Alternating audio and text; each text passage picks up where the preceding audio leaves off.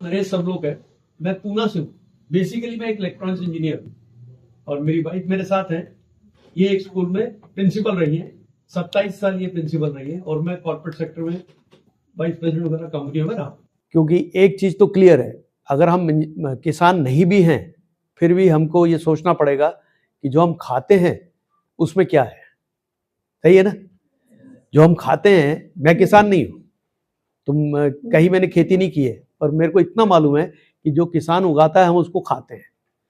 अगर उसमें जहर निकलेगा तो हम क्या होगा, बीमार पड़ेंगे। सही है कि नहीं? इससे बाहर कैसे निकले आप लोगों को समझना पड़ेगा। तो मैं कुछ छोटे छोटे पॉइंट्स आपको बताऊंगा।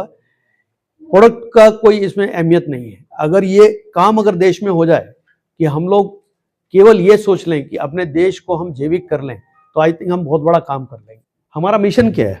हमारा मिशन है देश की मिट्टी को बचाना है। देश की मिट्टी को बचाना बहुत जरूरी है। 62% जमीन हमारे देश की इस समय बंजर है। कितनी? 62%। अगर आप, वैसे तो आजकल बच्चे बहुत एक्सपर्ट है, गूगल में जाके देखेंगे तो मिल जाएगा आपको। वहां पे गूगल बाबा सब कुछ बता देता है। तो 62% जमीन आपकी बंजर हो चुकी है और यही प्रक्रिया अगर चलती रही तो एक दिन क्या होगा, देश की पूरी जमीन बंजर हो जाएगी। तो हमारे पास पैसा तो होगा पर खाने के लिए कुछ नहीं होगा। जो आज हालत श्रीलंका की और पाकिस्तान की, वो हालत हमारे देश की हो सकती है। तो इसलिए हमने उसके नीचे दूसरा मिशन लिया, जैविक भारत और स्वस्थ भारत। जैविक होना जरूरी क्या है? जैविक का मतलब क्या है पहले वो समझेंगे अपन। जैविक का मतलब क्या है, क्या समझते हैं आप? एक जैविक प्रोडक्ट नहीं, जैविक का मतलब है केमिकल मुक्त भारत। अगर केमिकल यूज करना किसान बंद कर दे अपने खेतों में तो अपने आप वो नेचर के साथ कनेक्ट हो जाएगा, प्रकृति के साथ कनेक्ट हो जाएगा। तो वो जो गैप है, वो गैप ऐसा है कि जैविक भारत बनाना मतलब कि जैविक प्रोडक्ट यूज करना नहीं है, जैविक भारत बनाना मतलब कि केमिकल मुक्त भारत बनाना। और दूसरा मिशन क्या है? स्वस्थ भारत बनाना। जैविक अगर हम खाएंगे तो स्वस्थ रहेंगे कि नहीं रहेंगे? अभी देखिए, किसी की प्रॉब्लम जो होती है ना, वो किसी की अपॉर्चुनिटी होती है। किसी की प्रॉब्लम किसी की अपॉर्चुनिटी होती है। आप लोग बीमार पड़ते हैं तो आप किसके पास जाते हैं? तो डॉक्टर को क्या देते हैं अपन? पैसा। तो डॉक्टर जो कमाते हैं वो किसी की बीमारी से कमाते हैं। सही है ना? तो किसी की प्रॉब्लम है, किसी की अपॉर्चुनिटी है। वाटर, पानी, पानी प्रदूषित है कि नहीं है? आज पानी प्रदूषित है तो पानी की मशीनें बनी है, गांव गांव में भी लगने लग गई अब तो मशीनें। तो अपॉर्चुनिटी किसके लिए हो गई? जिसने मशीन बनाई। सही है ना? जिसने मशीन बनाई उसकी अपॉर्चुनिटी हो गई। हवा प्रदूषित है तो हवा प्रदूषित का मतलब क्या हो जाता है कि हवा की भी मशीनें बनने लगी। जमीन भी प्रदूषित है कि नहीं है? पर कोई मशीन बनी नहीं है। पर जमीन प्रदूषित, हवा और पानी प्रदूषित हुआ क्यों? इसका क्या कारण था? इसका एक ही कारण है कि किसान जो अपने खेतों में केमिकल डालता है वो पानी में जाता है कि नहीं जाता, और हवा बन के ऊपर आता है कि नहीं आता। तो जो चीज आपके पानी में जा रही है वो हम पी रहे हैं, तो वो पानी केमिकल कहां से आ रहा है? किसान का खेतों में केमिकल डालना। तो अगर आप चाहते हैं कि अपने देश को अगर समृद्ध भारत, मतलब ये जैविक भारत और स्वस्थ भारत करना है, तो पहला एक काम हमको करना पड़ेगा कि अपने किसानों को केमिकल मुक्त करना पड़ेगा। मैंने अपने बारे में आपको बता दिया कि मैं इलेक्ट्रॉनिक्स इंजीनियर हूं। मेरे पिताजी आर्मी में रहे, उन्होंने तीनों लड़ाई लड़ी हैं। मेरे वाइफ के पिताजी नेवी में रहे, उन्होंने भी तीनों लड़ाइयां लड़ी हैं। तो हम लोग जय जवान है, जय किसान नहीं है। हमने किसानी कभी, खेती कभी देखी नहीं है। पर यह रियलाइज किया हमने कि अगर ये काम करना है तो अपने आने वाली जनरेशन जो है उसको बचाना बहुत जरूरी है। क्योंकि आने वाली जनरेशन तब बचेगी जब वो केमिकल मुक्त खाना खाएगी। तो फिगर आप ध्यान से देखिए, किसान की जमीन को समझना जरूरी है। किसान पहले अपनी अगर जमीन को समझ गया तो उसको मालूम पड़ जाएगा मेरी प्रॉब्लम कहां है। यही आपको लोगों को बताना है। किसान की जो जमीन है वो 6 इंच की है। इसको बोलते हैं 6 इंच रूट जोन। क्या बोलते हैं? एक्टिव रूट जोन इंग्लिश में बोलते हैं, हिंदी में बोलते हैं, जहां पे सफेद जड़ों का ग्रोथ होता है। और सफेद जड़ें क्या करती हैं? जमीन से खाना उठाती हैं। जमीन से खाने उठाने का जो काम होता है सफेद जड़ों का है, और वो 6 इंच में मैक्सिमम डेवलप होती है। कितने में? 6 इंच में। हुआ क्या है, हम अपने खेतों में क्या डालते हैं? यूरिया डालते हैं, डीएपी डालते हैं, सुपर फॉस्फेट डालते हैं। ये गलत नहीं था, डालना अच्छा था उस समय, उससे हमारी जरूरत थी इसलिए हम डाल रहे थे। पर हम रुके नहीं। हम 1968 से हरित क्रांति हुई थी, तब से हम अपने खेतों में क्या डाल रहे हैं? यूरिया, डीएपी और सुपर फॉस्फेट। अब यूरिया में क्या है? नाइट्रोजन है। कितना है? 40%। अभी देखिए, आपको मालूम है क्योंकि आप एजुकेशन ले रहे हैं, पर अगर फार्मर से पूछा ना कि यूरिया में क्या है, तो फार्मर पता क्या बोलता है? यूरिया में यूरिया है। नहीं बोल पाता वो, क्योंकि उसके दिमाग में ये फिट कर दिया गया है कि यूरिया के बिना खेती हो सकती नहीं। तो यूरिया जो है वो उसमें नाइट्रोजन कितना है? 46%। तो बचा हुआ क्या है? वो तो बिल्कुल मालूम नहीं है किसान को, क्योंकि 54% जो है वो कचरा और सॉल्ट है। तो 1968 से हम अपने खेतों में क्या डाल रहे हैं? बड़ी अच्छी बात है, नाइट्रोजन डाल रहे हैं, पर साथ में क्या डाल रहे हैं?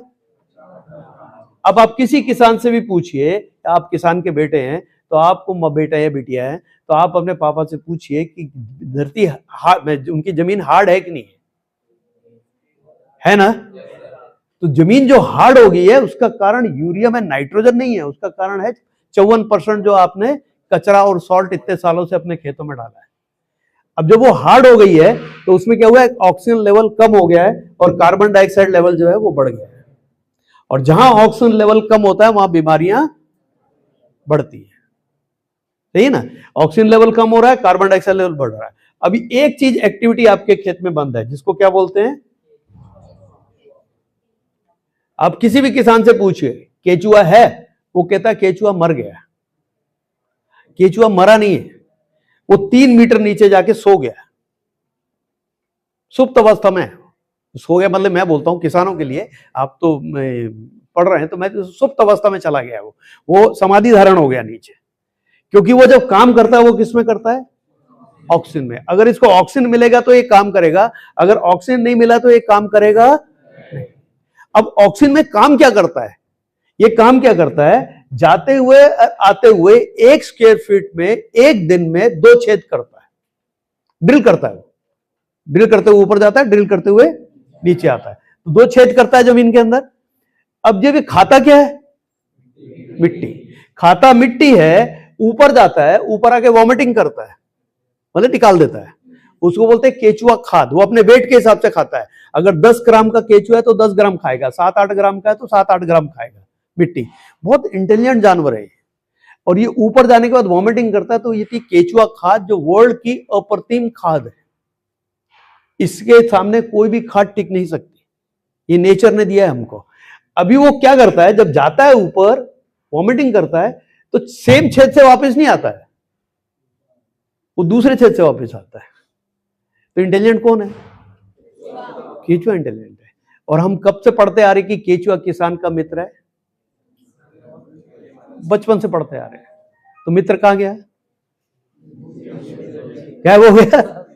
तो हमने क्या किया? पहला काम किया, ये जो यूरिया वगैरह डाला ना, इसके कारण पहला काम ये हुआ कि हमारा मित्र जो है वो काम करना बंद कर। दूसरा प्रॉब्लम क्या हुआ? जब ऑक्सीजन लेवल कम होता है तो विषाणु बढ़ते हैं, बढ़ते नहीं बढ़ते? अगर आपके शरीर में भी ऑक्सीजन लेवल कम हो जाएगा तो आपको बीमारियां बढ़ेंगी कि नहीं बढ़ेंगी? आप पता नहीं, कोरोना में आप थे ना, सभी थे ना, तो सभी ऑक्सीजन ढूंढ रहे थे, नहीं ढूंढ रहे थे? और कुछ लोग तो उल्टे लेट के कर रहे थे क्योंकि उनको ऑक्सीजन बॉडी के अंदर चाहिए था, ऑक्सीजन नहीं था, इसलिए हम लोग परेशान थे।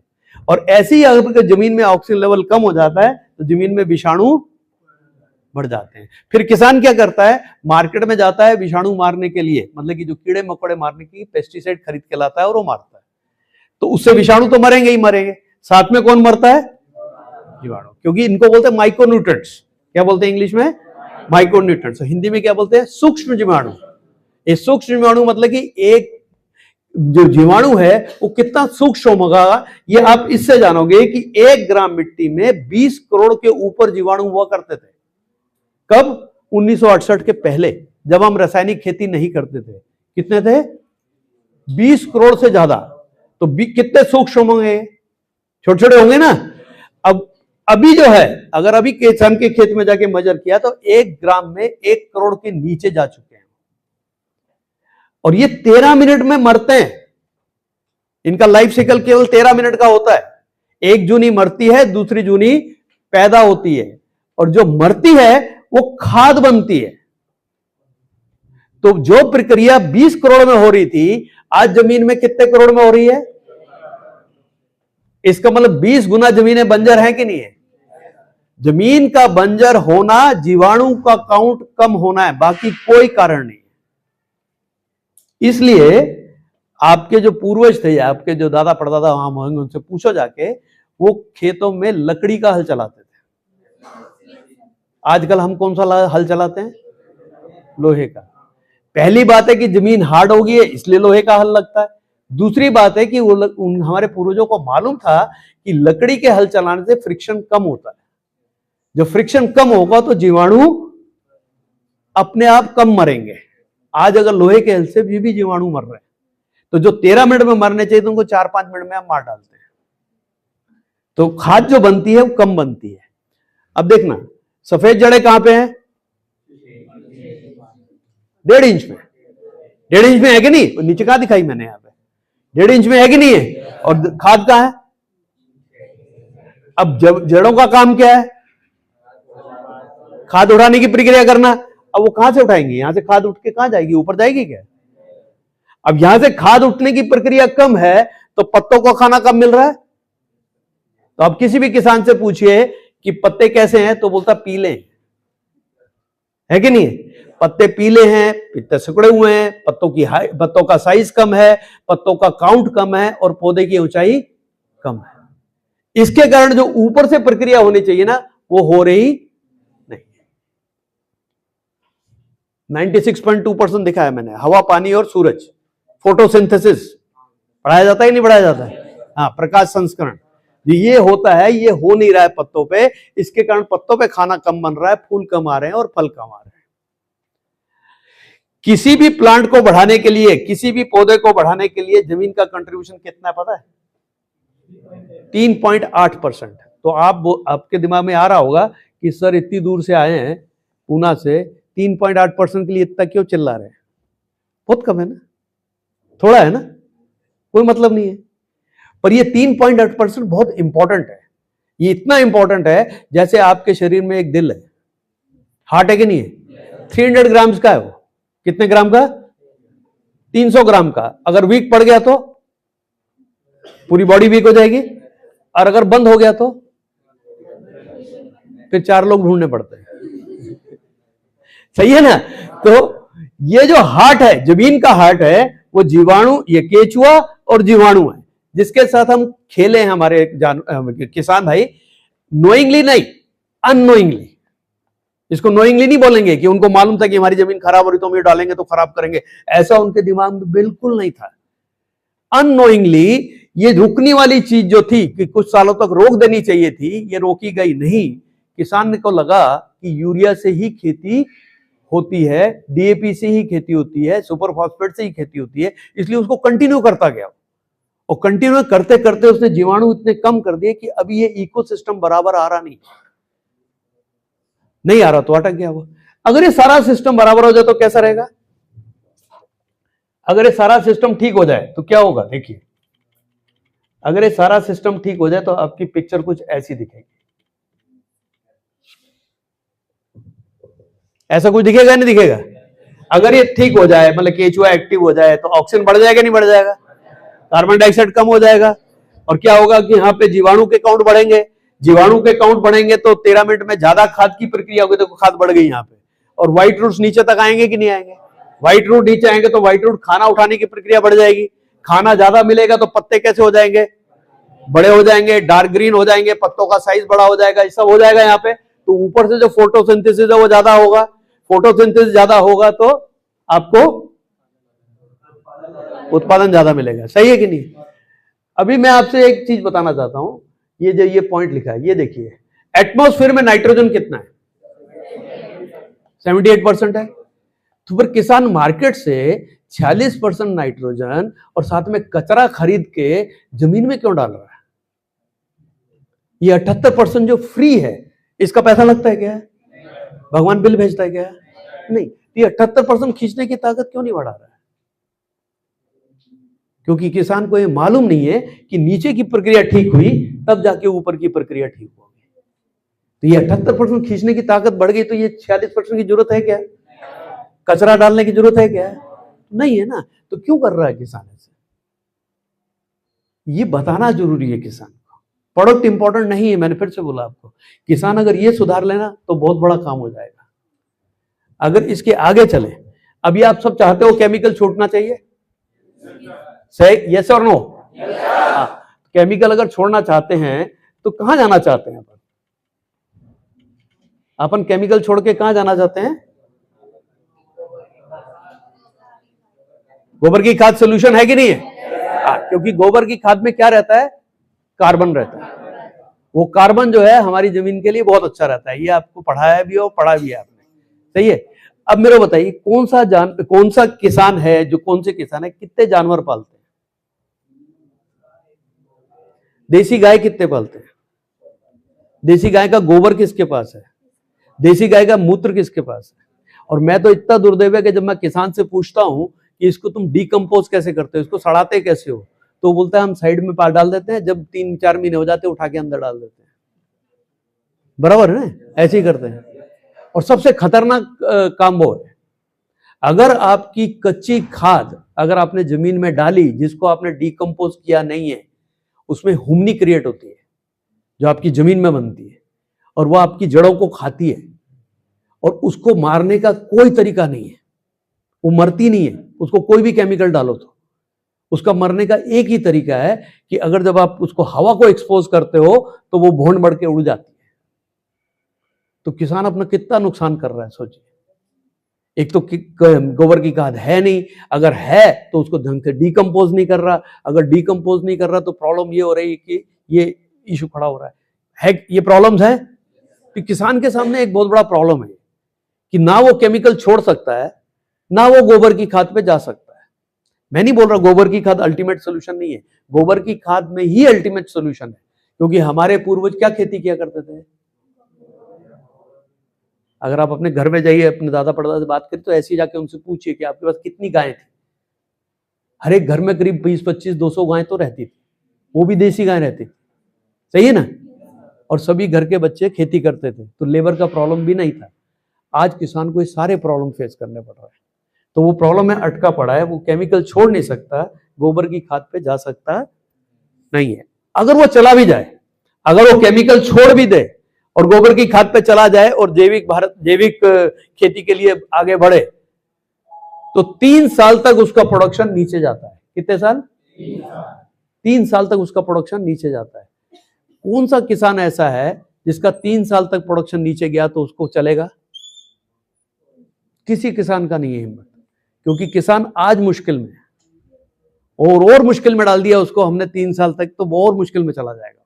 इसलिए किसान गोबर की खाद पे जाता है, एक्साइटेड हो जाता है, सुन लेता है, वो सारी चीजें उसको मालूम पड़ जाती हैं, वो एक्साइटेड होकर खेत में जाता है और गोबर की खाद डालता है और सोचता है कि इससे खेती हो जाएगी, पर वो 1 साल के बाद फिर से केमिकल पे चला जाता है कि नहीं जाता? क्योंकि वो शॉर्टकट सोल्यूशन है उसके पास, इसलिए वो वहां जाता है। पर उसको उसकी प्रॉब्लम मालूम पड़ जाए तो शायद वो इस सोल्यूशन को भूल जाएगा, नहीं भूल जाएगा? भूल जाएगा ना। तो ये हमारा जो मेरा जो व्यू था कि मैं जब मार्केट में उतरा था इसको लेके, तो मैंने यही सोचा था कि किसान को पहले उसकी प्रॉब्लम बताना जरूरी है। जब किसान को उसकी प्रॉब्लम मिल जाएगी तो सोल्यूशन ढूंढेगा कि नहीं ढूंढेगा? तो मैंने आपको शुरू में क्या बोला था, किसी की प्रॉब्लम किसी की अपॉर्चुनिटी होती है, होती है नहीं होती? पर हमने उसको अपॉर्चुनिटी मान के मार्केट में नहीं डाला। हम मार्केटिंग के लोग हैं, सेल्स के लोग हैं, हम प्रोडक्ट तो बताएंगे, पर हमने मार्केटिंग में उसको ऐसा नहीं डाला कि भाई ये हमारी अपॉर्चुनिटी है, हम किसान को देंगे और किसान से पैसा कमाएंगे। पर 13 साल का रिसर्च करने वाला प्रोडक्ट में कुछ तो काम हुआ होगा कि नहीं होगा, वो बताऊंगा मैं आपको, प्रोडक्ट के कंटेंट भी बताऊंगा, सब कुछ बताऊंगा। तो यहां तक तो आपको क्लियर हुआ कि एक प्रॉब्लम है और वो सॉल्व भी हो सकती है, पर आज की डेट में किसान के पास उसका सोल्यूशन, तो सोल्यूशन कहां है वो मैं बताता हूं। सोल्यूशन यहां है, प्रोडक्ट है जिसका नाम है मल्टीप्लायर, कि 13 साल इस प्रोडक्ट पे रिसर्च किया गया। 2001 से रिसर्च शुरू हुआ था और 2013 तक इसका रिसर्च चला। 2014 में ये प्रोडक्ट मार्केट में डाला है हमने, और 2014 से लेके आज 10 साल से 37 राज्यों में हम लोग इस प्रोडक्ट को दे चुके हैं, और कई किसान इसको यूज कर रहे हैं, कई करोड़ों किसान इसको यूज कर रहे हैं और उनको रिजल्ट भी बहुत तगड़ा आ रहा है। रिजल्ट क्या आ रहा है कि उनकी इकोसिस्टम ऑफ लैंड, जो इकोसिस्टम लैंड में डिस्टर्ब हो गया है उसको प्रॉपर कर देता है, उसका प्रोडक्शन बढ़ता है, इनपुट कॉस्ट कम होता है और आउटपुट ज्यादा होता है। ये सब प्रॉब्लम कौन सॉल्व कर रहा है? एक ही प्रोडक्ट। प्रोडक्ट का नाम क्या है? इंग्लिश का वर्ड है, हिंदी में क्या हो मतलब है इसका? गुणा। गुणा तो मालूम है ना? पढ़े थे कि नहीं पढ़े थे? हाँ, रोशा को जाएगा, बच्चे पढ़ ही नहीं आए बोले। गुणा तो करते हैं ना, 1 दूनी दूनी 2 दूनी 4, करते नहीं करते? हाँ, तो गुणा, गुणा जो है वो किस चीज की गुणा? केचुए की गुणा, केचुओं को एक्टिव करना। ऑक्सीजन की गुणा, ऑक्सीजन की गुणा से क्या होगा? जीवाणु की गुणा, जीवाणु की गुणा होगी तो 13 मिनट की प्रक्रिया ज्यादा होगी, तो खाद की गुणा होगी, खाद की गुणा होगी तो खाद, व्हाइट रूट्स की भी गुणा होगी, व्हाइट रूट्स की गुणा होगी तो खाना उठाने की प्रक्रिया की गुणा होगी, वो पत्तों का साइज बड़ा हो जाएगा, पत्तों का काउंट ज्यादा हो जाएगा, पौधे की ऊंचाई ज्यादा हो जाएगी। ये सब एक्टिविटी अगर होती है तो ऊपर से 96.2% जो है ज्यादा आएगा पत्तों के ऊपर, तो पत्तों पे खाना ज्यादा बनेगा, पत्तों पे खाना ज्यादा बनेगा तो फूल की गुणा हो जाएगी, फूल की गुणा होगी तो फल की गुणा हो जाएगी। ये एक्टिविटी एक ही प्रोडक्ट सॉल्व कर पा रहा है जिसका नाम क्या है? तो प्रोडक्ट मार्केट में डालने से पहले हमने एक चीज और सोची कि किसान जो है मार्केट में 2 चीजें ढूंढ रहा है, या तो खाद या फिर दवाई। आप किसी भी किसान से बात करो, वो कहता है, वो इस प्रोडक्ट को भी बोलता है कि आपकी दवाई बहुत अच्छी थी, पर ये दवाई नहीं है। ये खाद बनाने की प्रक्रिया जो जमीन में बंद है, जो आपके जमीन का इकोसिस्टम डिस्टर्ब हो गया है, उसको वापस लेके आ रहा है। इसको बोलते हैं नेचुरल फार्मिंग। क्या बोलते हैं इसको? प्रकृति से जुड़ी हुई खेती। ये है प्रकृति से जुड़ी हुई खेती। अगर इस चीज पे उतर जाए किसान तो उसको इनपुट पे कुछ डालने की जरूरत है क्या? कीड़े मारने की दवाइयां डालने की जरूरत पड़ेगी क्या कि इसकी प्रतिकार शक्ति यहाँ की प्रतिशत में? अब मेरे को एक चीज बताइए, आप जंगल में आज भी पेड़ लग रहा है कि नहीं लग रहा? कौन डालता है यूरिया डीएपी उसको? वो कैसे हो रहा है? जमीन है, वहां भी जमीन है कि नहीं है? चलो हम सब छोड़ देते हैं, सब छोड़ देते हैं। सृष्टि की जब रचना हुई थी, बोलते एक आदमी और एक औरत आए थे और उन्होंने फल तोड़ के खाया था। फल कहां से आया? तब तो किसान भी नहीं थे। तो प्रगति पहले आई, नेचर पहले आया, उसके बाद हम लोग आए और हमने नेचर से खिलवाड़ किया और आज हम ये प्रॉब्लम जो फेस कर रहे हैं वो इसके कारण फेस कर रहे हैं। आज जो हमारा मेन प्रॉब्लम है कि नेचर से तहत हमने खिलवाड़ किया। आपको नेचर ने सब कुछ दिया कि नहीं दिया? आपने नेचर को क्या दिया? पूछो किसान से, आपने नेचर को क्या दिया है या हमने नेचर को क्या दिया है? हम तो नेचर से केवल लिया है, दिया कुछ भी नहीं है। और नेचर आज भी आपको नहीं देने से रुक नहीं रहा, आज भी दे रहा है आपको। धूप होती है, बारिश पड़ती है, सब कुछ होता है कि नहीं होता है? ऑक्सीजन लेते हैं, सब कुछ लेते कि नहीं लेते? पीपल के पेड़ के नीचे बैठो, ऑक्सीजन ज्यादा होती है, ये सब है कि नहीं बातें? ये तो पुरानी बातें भी थी, आज भी है। तो हम अपने नेचर को भूल क्यों गए? अपनी प्रकृति को भूल क्यों गए? हवा टेम्परेचर जा रहा है 50 डिग्री के ऊपर, जा रहा कि नहीं जा रहा? पानी मिलता नहीं है, सब चीजें हो रही कि नहीं हो रही? ये सब चीजों का कारण एक ही है कि किसान से किसी ना किसी तरीके से हमको केमिकल मुक्त करवाना है। इस प्रोडक्ट को अगर आप शुरू में ही यूज करवाते हो किसी किसान से तो 25 से 50% प्रोडक्शन बढ़ के मिलता है। तो प्रॉब्लम एक सॉल्व होगी, जो गोबर की खाद से प्रोडक्शन नीचे जाता था 25 से 50% प्रोडक्शन बल्क मिलेगा, उसका नुकसान नहीं होगा। और दूसरा क्या होता है, ये अगर 5 से 7 साल इस प्रोडक्ट का आपने इस्तेमाल किया तो आपकी जमीन का जो इकोसिस्टम मैंने बताया अगर वो प्रॉपर हो गया, उसके बाद आपको ये प्रोडक्ट भी यूज करने की जरूरत नहीं है। ऐसा कोई भी बोलता नहीं है, क्योंकि हमारा घर प्रोडक्ट बेचने से चलता है। मैं अपना धंधा बंद नहीं कर रहा हूं, मुझे मालूम है देश बहुत बड़ा है कि नहीं है? हम 142 करोड़ है और 80% हमारा किसान है और 15 करोड़ किसान खेती खुद करते हैं। इसका मतलब पोटेंशियल खत्म होने वाला है क्या? बस मेरी इतनी रिक्वेस्ट रहेगी, किस तरीके से अगर ये जैविक हो जाए तो मजा आ जाएगा। क्या होता है, ये सब प्रतिकार शक्ति बढ़ाने का काम है जमीन की और प्लांट की, तो बीमारी कम लगेगी नहीं लगेगी? पर एक बीमारी है जो आपके हाथ में नहीं है। पत्तों के ऊपर जो खाना बन रहा है उसको कटिंग सकिंग के कीड़े रस चूसते कि नहीं चूसते? उनको बोलते हैं रस चूसने वाले कीड़े। वो पत्तों में छेद करते हैं और चोरी करते हैं। तो आपके पास कीड़े ज्यादा आएंगे या कम आएंगे? जहां माल ज्यादा होगा वहां पे कीड़े ज्यादा आएंगे कि नहीं आएंगे? हाँ। तो रस चूसने वाले कीड़े जब पत्तों पे आते हैं ना, तो वो पत्तों से रस चूस लेते हैं और खा लेते हैं। तो उसका सोल्यूशन क्या है? उसका सोल्यूशन है कि आप क्या करो, अपने खेत में मार्केट से पेस्टिसाइड लाओ और स्प्रे करो और कीड़ों को मार दो। अब आप किसी भी किसान से पूछना, पहली बार जब वो मारता है ना, तो 15 दिन बाद वो कीड़े दोबारा आते हैं, और जो दोबारा आते हैं वो उनकी ताकत बहुत ज्यादा होती है। तो पहले अगर उसने 800 रुपए की दवाई डाली है, अगली बार उसको 1600 की दवाई लगती है, और तीसरी बार जब वो आते हैं तो उसकी दवाई की कॉस्ट 3-3.5 हजार रुपए हो जाती है। तो क्या हो रहा है? उसका इनपुट कॉस्ट बढ़ रहा है या कम हो रहा है? और कीड़े कंट्रोल में आ रहे हैं क्या? नहीं आ रहे। कीड़े कंट्रोल में आते नहीं है, वो पेस्टिसाइड मारता रहता है, और ऐसे करते करते 800 से लेके 8000 रुपए की दवाई मिलती है मार्केट में कीड़े मारने की। तो इनपुट कॉस्ट अगर कम नहीं होगा और आउटपुट बढ़ेगा नहीं, तो किसान क्या करेगा? प्रॉब्लम है ना, खेती गलत हो गई है। गलत फार्मर नहीं है, गलत फार्मर नहीं है, खेती का तरीका गलत हो गया है। वो तरीके को अगर हम वापस ले आएंगे ना, तो किसान सबसे ज्यादा प्रॉफिट कमा सकता है। कमा नहीं सकता क्या? 1 एकड़ लैंड बहुत होती है, 40,000 स्क्वायर फीट है, 43,000 स्क्वायर फीट है कि नहीं है? मैं पूना में रहता हूं, मेरा 1200 स्क्वायर फीट का फ्लैट है, 2nd फ्लोर के ऊपर, नीचे भी फ्लैट है, ऊपर भी फ्लैट है, मैं बीच में लटका हूं, और जो जमीन है वो सोसाइटी के नाम से है, मेरे नाम से नहीं है। तो गरीब कौन है? मैं।